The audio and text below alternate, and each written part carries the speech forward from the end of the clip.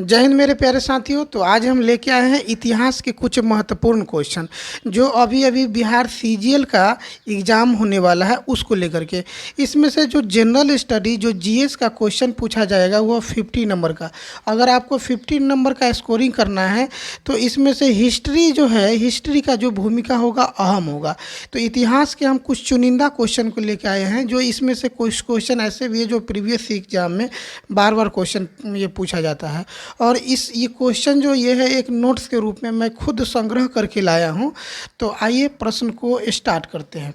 तो कुछ प्रश्न ये है कि नदी जो शहर है वह किस नदी के किनारे स्थित है। इस तरह का क्वेश्चन बहुत ही पूछा जाता है। तो पहला क्वेश्चन ये है कि हड़प्पा किस नदी के किनारे स्थित है। तो हड़प्पा जो है रावी नदी के किनारे स्थित है। और रावी जो नदी है उसका पुराना नाम, प्राचीन नाम क्या है, तो परुष्णी है। अब नेक्स्ट है मोहनजोदड़ो, जिसको हम लोग जानते हैं मृतकों का टीला, यानी मोहनजोदड़ो को हम लोग मृतकों का टीला के नाम से जानते हैं। और यह सिंधु नदी के किनारे स्थित है। अब जानते हैं कालीबंगन। कालीबंगन जो है वह घग्गर नदी के किनारे स्थित है। और घग्गर नदी का प्राचीन नाम है दृश्यदती। रोपर की बात करें तो रोपर जो शहर है वह सतलज नदी के किनारे स्थित है और सतलज का प्राचीन नाम है सतुद्री। अब नेक्स्ट है लोथल नदी। लोथल जो नदी है वह भोगवा नदी के किनारे स्थित है। लोथल जो शहर है वह भोगवा नदी के किनारे स्थित है। अब आ जाता है आर्य समाज। आर्य समाज एक ऐसा समाज है जिसमें लोग मध्य एशिया में सबसे पहले आके रहे थे। और मध्य एशिया की बात करें जगह है तो पंजाब और अफ़गानिस्तान। तो क्वेश्चन आपसे ये पूछा जाएगा कि आर्य सर्वप्रथम आके कहाँ बसे, तो पंजाब एवं अफ़गानिस्तान में बसे। तो आर्य का जो समाज था वो कैसा था, वो लोग कैसे रहते थे, इसके बारे में हम लोग पूरा जानकारी लेते हैं। तो आर्य का जो समाज था वह ग्रामीण सभ्यता था। उन लोगों का जो भाषा था, बोलने की जो भाषा था वह संस्कृत भाषा था। वो लोग घोड़ा को पालतू बनाए थे। उन लोगों की जो सभ्यता थी ग्रामीण सभ्यता थी। अब जब लोग रहेंगे तो शासक भी होगा और शासन होगा तो लोगों को संभालने के लिए बहुत सारा जो पद यानी पोस्ट दिया जाएगा। तो ये पोस्ट है रत्नी, पूरब, अस्पष्ट, वाजपति, उग्र इत्यादि जो पद उस समय थे। तो इन सब चीज़ों को देखेंगे। रत्नी का मतलब होता है जो सूत यानी रथकार, रथ का निर्माण करने वालों को रत्नी कहते हैं। और यह राजा के संख्या कुल मिला के राजा सहित इसकी संख्या 12 हुआ करता था। अब आ जाता है पूरब। पूरब का मतलब होता है दुर्गपति। जैसे राजा महाराजा बड़े बड़े दुर्ग यानी महल में रहते हैं तो दुर्ग का पति यानी दुर्ग को देख रेख संभालने के लिए जो होगा वो उसे दुर्गपति। अस्पष्ट की बात करें तो अस्पष्ट जो है तो अस्पष्ट यानी इसका मतलब होता है गुप्तचर, यानी हर एक राज्य में एक गुप्तचर होना चाहिए तो उसको अस्पष्ट बोला जाता है। अब इसी तरीके से वाजपति यानी गोचर भूमि का जो अधिकारी होता है उसको वाजपति। और उग्र की बात करें तो उग्र यानी अपराधी को पकड़ने का जो कार्य करता था उसे उग्र कहते हैं। अब यहाँ देखा जाए कि ऋग्वेद के दशराग युद्ध का वर्णन कहाँ है, तो दशराग युद्ध के नाम से जाना जाता है। यानी 10 जनों के बीच यह युद्ध हुआ। 10 जनों यानी सुदास और 10 जनों, ये भिव्ययी है। सुदास और 10 जनों के बीच यह रावी नदी के तट पर युद्ध हुआ जिसमें से 10 जन पराजित हुआ और सुदास अकेला विजय हुआ। और इस युद्ध का वर्णन ऋग्वेद के 7वें मंडल में वर्णित है। आगे है, अब यहाँ देखा जाए इसमें कि जीवन भर अविवाहित रहने वाले स्त्री को क्या कहा जाता है, तो अमाजू कहते हैं। यानी आर्य समाज में अगर कोई महिला जीवन भर अविवाहित रहती है उसे अमाजू कहते हैं। आर्य समाज में बात यहाँ ये था, अगर यज्ञ होता था पूजा पाठ होता था उस समय स्त्रियों को भाग लेने की अनुमति था और भी समाज में इस नहीं था।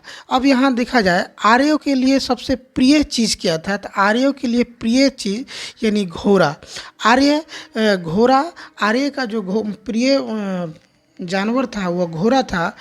आर्य जो मनोरंजन के लिए घुड़दौड़, रथ दौड़, मतलब कि घोड़ों से जो खेल होता था वो सभी खेल आर्य लोग खेलते थे। और उस देवता की बात करें तो आर्य का जो प्रिय देवता था वह इंद्र था, लेकिन यह देवता आगे चल कर के दूसरे रूप में बदला, यानी देवता का जो प्रियता है वह घट गया।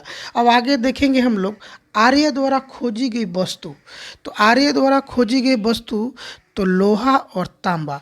तो लोहा का एक और नाम है, जो लोहा काला होता है तो इसे हम लोग श्याम अयस्क के नाम से जाना जाता है। यानी लोहा को आर्य लोग श्याम अयस्क कहते थे और तांबा को लोहित अयस्क कहते थे। अब यहाँ आ जाता है नदी की बात। यानी नदी जो है ऋग्वेद में पवित्र नदी किसे माना जाता है, तो ऋग्वेद में पवित्र नदी सरस्वती को माना जाता है। गंगा और यमुना जो अभी की नदी है, गंगा का वर्णन कुल मिलाकर के ऋग्वेद में 1 बार किया गया और यमुना का उल्लेख 3 बार किया गया है। अब उत्तर वैदिक काल का समय स्टार्ट होता है। उत्तर वैदिक काल की बात करें तो उत्तर वैदिक काल यहाँ से ब्राह्मणवाद की पूरा स्टार्ट हुआ है। अगर राज्याभिषेक करता है तो राजसूय यज्ञ कराना होगा। उस समय जो हम बताए थे इंद्र का ऋग्वेद में इंद्र प्रिय देवता माने जाते थे, लेकिन उत्तर वैदिक काल में प्रजापति प्रजापति जो देवता हैं वह प्रिय देवता माने गए। और पहले जो ऋग्वैदिक काल में जो जन्म मतलब कि जाति व्यवस्था वर्ण से बांटा जाता था, तो वर्ण व्यवसाय से बांटा जाता था, लेकिन अब जो जाति व्यवस्था है वह जन्म के आधार पे बांटा गया। कौन से समय में, तो उत्तर वैदिक काल में। आपसे क्वेश्चन ये पूछा जाएगा कि जन्म के आधार पर किस काल में व्यवस्था बांटा जाने लगा, तो जन्म के आधार पर उत्तर वैदिक काल में बांटा गया। राजसूय यज्ञ प्रारंभ हुआ। ये सब जो व्यवस्था है उत्तर वैदिक काल में। गोत्र की व्यवस्था कहे तो उत्तर वैदिक काल में ही व्यवस्था किया गया कि हर एक मनुष्य का एक गोत्र होगा, तो ये सब जो है उत्तर वैदिक काल में है। मुंडक उपनिषद कहाँ से लिया गया है, क्वेश्चन ये VVI है। मुंडक उपनिषद, तो मुंडक उपनिषद जो है यह सत्यमेव जयते से लिया गया है। उपनिषद यानी मुंडको उपनिषद लिया गया है सत्यमेव जयते। दुनिया का सबसे प्राचीन और बड़ा महाकाव्य कौन है, तो महाकाव्य जो है महाभारत सबसे पुराना और बड़ा महाकाव्य है महाभारत। और कुल मिलाकर के 2 महाकाव्य है, रामायण और महाभारत, जिसमें से महाभारत जो है सबसे बड़ा महाकाव्य है। अब यहाँ देखा जाए, जब महात्मा बुद्ध के जन्म के पहले जो 16 महाजनपद में विभक्त था, जो भारत जो था वह 16 महाजनपद में विभक्त था। इसकी जानकारी जो मिलता है वह अगंतुर निकाय से। यानी क्वेश्चन ये पूछा जाएगा कि अगंतुर निकाय से क्या जानकारी मिलता है, तो 16 महाजनपद की बारे में जानकारी मिलता है। तो आई होप कि ये वीडियो अच्छा लगा हो, तो ज़्यादा से ज़्यादा वीडियो को शेयर करेंगे और चैनल को सब्सक्राइब करेंगे। थैंक यू दोस्तों।